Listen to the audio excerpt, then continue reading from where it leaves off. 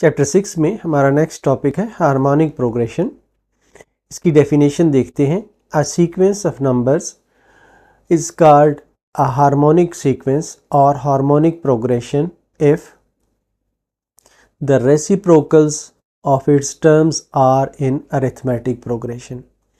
अगर हमें कोई सीक्वेंस ऑफ नंबर्स दिया गया हो और उन नंबर्स को हम रेसिप्रोकल लें, यानी कि उनको नंबर्स को हर एक को उलट कर दें, तो जो सीक्वेंस हमें हासिल हो वो अरिथमेटिक प्रोग्रेशन में हो, तो ऐसे सीक्वेंस को हम हार्मोनिक प्रोग्रेशन कहेंगे।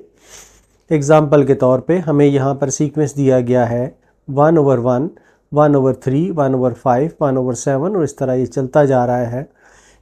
इन नंबर्स का अगर हम रेसिप्रोकल लें तो ये बनता है 1, 3, 5 और 7। ये अगर हम गौर से देखें तो ये एक अरिथमेटिक प्रोग्रेशन है, क्योंकि इनकी दो टर्म्स के दरमियान जो डिफरेंस आ रहा है वो सेम है, 2 डिफरेंस आ रहा है। तो इस तरह से हमारा हार्मोनिक प्रोग्रेशन वो होगा कि जिसके नंबर्स को हम रेसिप्रोकल लें तो अरिथमेटिक प्रोग्रेशन बन जाए। एक बात आपने याद रखनी है कि रेसिप्रोकल ऑफ ज़ीरो क्योंकि डिफाइंड नहीं होता, इसलिए ज़ीरो जो है ये हार्मोनिक सीक्वेंस का मेंबर नहीं हो सकता, ये एक टर्म नहीं हो सकती। जनरली हम हार्मोनिक सीक्वेंस को इस तरह लिखेंगे कि 1/A1 फिर 1/A1 प्लस डी। ये जो डी है ये डिफरेंस है दो टर्म्स के दरमियान, और नेक्स्ट टर्म आ जाएगी A1 प्लस 2D, और इससे आगे जो टर्म आएगी 1/A1 प्लस 3D आ जाएगी। इसी तरह जो हम AP में nth टर्म फाइंड करते थे वो थी AN is equal to A1 plus n-1 into D। तो HP में हार्मोनिक प्रोग्रेशन में nth टर्म जो है आ जाएगी 1/A1 plus n-1 into D। इस तरह से हम nth टर्म HP में फाइंड करेंगे। एक एग्जांपल देखते हैं। हमारे पास एक सीक्वेंस दिया गया है हार्मोनिक प्रोग्रेशन का 1/2, 1/5, 1/8, इस तरह ये चलता जा रहा है, और हमें ये कहा गया है कि इसकी nth टर्म और 8th टर्म फाइंड करें। सबसे पहले हम इस सीक्वेंस के रेसिप्रोकल्स फाइंड करेंगे। तो इसके रेसिप्रोकल्स आप देखते हैं कि 2, 5, 8 और सो ऑन आ जाते हैं। इस सीक्वेंस में से हमारे पास A1 जो है ये 2 के बराबर आता है, D जो है ये 5 - 2 या 3 के बराबर आता है। इसमें से अगर AN हम फाइंड करें अरिथमेटिक प्रोग्रेशन का, तो ये A जो है ये 2 है, n ही रहेगा, n-1 इंटू 3, तो ये 3n-1 आ जाता है। तो हार्मोनिक सीक्वेंस में जो nth टर्म होगी वो होगी 1/AN is equal to 1/3n-1। इसी में अगर हम n को 8 के बराबर सब्स्टिट्यूट करें तो हमें 8वीं टर्म मिल जाएगी HP की। यहाँ पर 1/3n में अगर हम 8 सब्स्टिट्यूट करें तो ये 1/23 आ जाता है। तो इस तरीके से हम गिवन सीक्वेंस से कोई एक स्पेशल टर्म या nth टर्म जो है हम फाइंड कर सकेंगे। नेक्स्ट हम देखते हैं कि हार्मोनिक मीन क्या होगा। A number h is said to be the harmonic mean between two numbers a and b if a, h, b are in harmonic progression. अब इसको हमने फाइंड कैसे करना है। हमारे पास दो नंबर जो हैं a और b हैं, दो नंबर्स हैं, और h जो है इनके दरमियान एक हार्मोनिक मीन है। तो अगर ये इस तरतीब से हों कि a, h, b हों, तो इनका जो रेसिप्रोकल हम लेंगे वो अरिथमेटिक प्रोग्रेशन में होना चाहिए। मतलब ये कि 1/A, 1/h, 1/b arithmetic progression में होना चाहिए। तो हमें अब पता ये है कि अगर दो नंबर हों हमारे पास a और b, ये अरिथमेटिक प्रोग्रेशन में हों, तो a जो है अरिथमेटिक मीन अरिथमेटिक प्रोग्रेशन में a प्लस b/2 के बराबर होता है। तो इसी तरीके से हम इनका भी अरिथमेटिक प्रोग्रेशन पहले निकाल लेते, अरिथमेटिक मीन निकाल लेते हैं।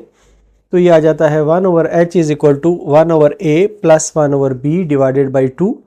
यहाँ पर जो ऊपर वाली न्यूमरेटर है इसका LCM ले लें AB, तो ये b प्लस a आ जाता है, और इनको फर्दर सिंप्लीफाई करें तो a प्लस b/2ab आ जाता है।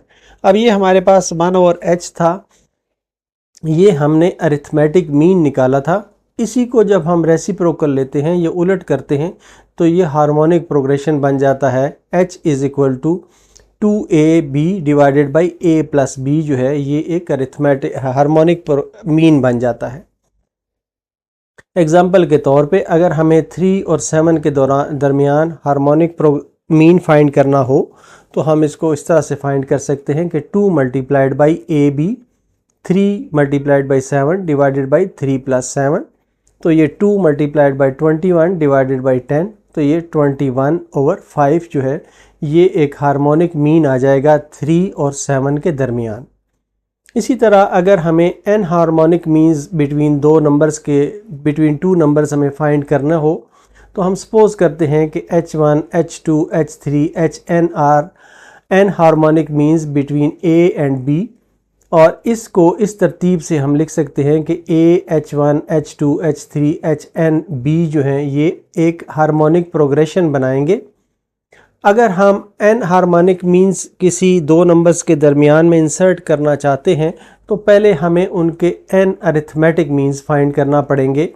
मतलब ये है कि हमारे पास अगर ये नंबर होंगे 1/a 1/b तो इनके दरमियान में हम a1, a2, an, a को हम अरिथमेटिक मीन से डिनोट करते हैं, तो ये हम इंसर्ट करेंगे और फिर इनको फाइंड करके इनके रेसिप्रोकल जब फाइंड करेंगे तो हमें हार्मोनिक मीन मिल जाएगा। तो इस तरीके से हमारे पास अगर ये दो नंबर हों a और b HM में, तो जो हमारे पास अरिथमेटिक मीन में जो नंबर आ जाएंगे वो होगा 1/a, a1, a2, a3 so on 1/b। ये हमारे पास आ गया अरिथमेटिक मीन में नंबर। जिस वक्त हमारे पास a1 आ जाता है तो a1 को हम h में इस तरीके से कन्वर्ट कर सकते हैं कि ये h is equal to h1 is equal to 1/a1 और h2 is equal to 1/a2। इस तरीके से हम इनको कन्वर्ट कर सकते हैं। एग्जाम्पल के तौर पे हमें कहा गया है कि find 3 harmonic means between 1/5 and 1/17। तो हम सपोज इसके लिए ये कर लेते हैं कि हम अरिथमेटिक मीन ले लेते हैं। Let a1, a2, a3 be the 3 arithmetic means 5 and 17। तो इनको इस तरीके से हम लिख सकते हैं 1/5 का जो रेसिप्रोकल है वो 5 बनता है और 1/17 का जो रेसिप्रोकल है वो 17 बनता है। तो ये अरिथमेटिक प्रोग्रेशन आ जाएगा 5, a1, a2, a3 और 17, ये अरिथमेटिक प्रोग्रेशन में होंगे। इनको यूज़ करते हुए हमारे पास अब यहाँ से a1 जो है ये 5 के बराबर है और n जो है ये 5 टर्म्स है, ये भी 5 के बराबर है। तो इस फार्मूले में हम इसको पुट करते हैं an is equal to an plus n-1, that is ये n जो है ये 5-1 आ जाएगा और d हमें फाइंड करना है, तो ये आ जाएगा 4d इज़ इक्वल टू 12 या d इज़ इक्वल टू 3। जब हमारे पास d की वैल्यू आ जाए तो हम a1 फाइंड कर सकते हैं। a1 होगा a1 प्लस d, ये 5 प्लस 3 आ जाएगा 8।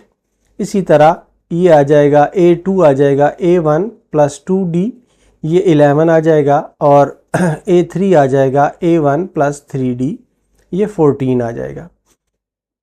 इन्हीं के हम हार्मोनिक मीन्स अगर हमने फाइंड करने हो तो इसको हम रेसिप्रोकल ले लेंगे a1, a2, a3 का। यहाँ पर a1 था 8 के बराबर, तो हार्मोनिक मीन में ये रेसिप्रोकल होके 1/8 आ जाएगा। यहाँ पर 11 था तो ये 1/11 आ जाएगा और इसी तरह 1/14 आ जाएगा। तो ये हमारे जो सीक्वेंस है इसके हार्मोनिक प्रोग्रेशंस, हार्मोनिक मीन्स होंगे जो हमने हासिल किए हैं। नेक्स्ट हम देखते हैं कि अरिथमेटिक मीन, ज्योमेट्रिक मीन और हार्मोनिक मीन के दरमियान रिलेशनशिप क्या होगा। हमारे पास अगर दो नंबर हों a और b, तो हमें ये पता है कि इनका अरिथमेटिक मीन जो है वो a प्लस b/2 होगा, geometric mean ab under root होगा और हार्मोनिक मीन जो है ये 2ab divided by a plus b होगा। अगर हम a क्रॉस h फाइंड करें इन दोनों में से तो a क्रॉस h आ जाता है a plus b over 2 multiplied by 2ab divided by a plus b. तो a प्लस बी से a प्लस बी कैंसिल हो जाता है, 2 से 2 कैंसिल हो जाता है, तो a क्रॉस h जो है ये a b के बराबर आता है। यहाँ पर अगर हम देखें तो a b जो है अंडर रूट जो है ये g के बराबर है, तो इस तरह जी स्क्वायर जो है ये ए बी के बराबर हो जाता है। तो इसका मतलब ये हुआ कि ये जी स्क्वायर के बराबर है। तो इसका रिज़ल्ट हम ये लेते हैं कि इसमें से जी जो है यहाँ से आ गया ए बी अंडर रूट। तो इसका मतलब ये हुआ कि जो जी है ये ए और एच के दरमियान की एक ज्योमेट्रिक मीन है, या ये ज्योमेट्रिक प्रोग्रेशन में ये जो टर्म्स हैं ये चल रही हैं।